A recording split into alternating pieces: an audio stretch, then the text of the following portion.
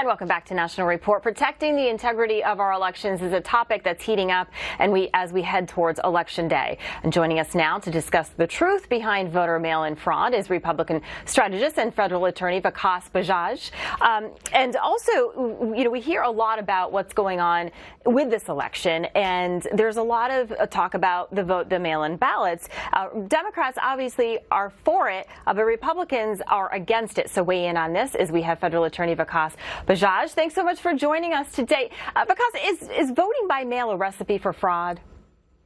I believe it is, actually. I mean, if you look through the scrolls of history in the last 20 years since this has actually been recorded, you have over 1,300 actual cases of voter fraud. And by cases, I mean criminal cases or investigations of people who have done things that are illegal as a result of vote harvesting or things of that nature. Here from the sunny side of California, that's a norm, vote harvesting, and it's absolutely something that needs to be addressed, and hopefully it will be through the appellate courts. Yeah, what can we do? Because the Republicans don't want this to happen, but Democrats obviously are for it. What are the risks?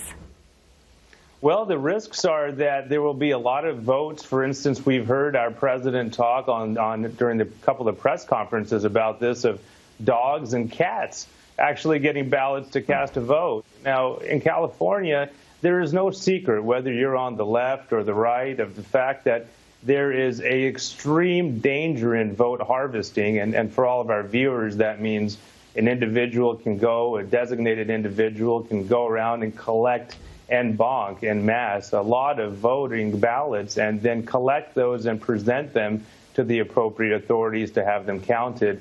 Historically, there have been a number of studies on the federal and state side recognizing that separation of powers there, showing that there's an extraordinary amount of voter fraud.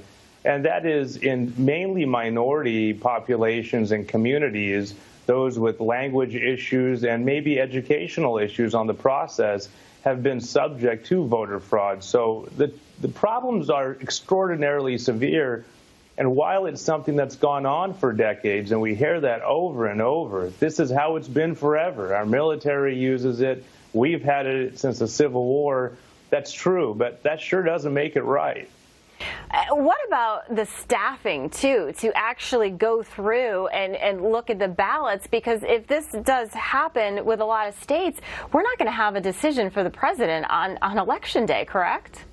That's correct. And of course, in our Constitution, what's behind door number 2 is Nancy Pelosi and the House would then be in a position to declare who the president would be if it goes past February, the end of February. But while I don't see that to be a realistic outcome, I think the state of unrest for our nation, which is already extraordinarily divided when it comes to this presidential election, would be unpalatable. It would be something that's, frankly, we would survive, but it's absolutely unnecessary. It can be thwarted with this action that's been presented by the administration now.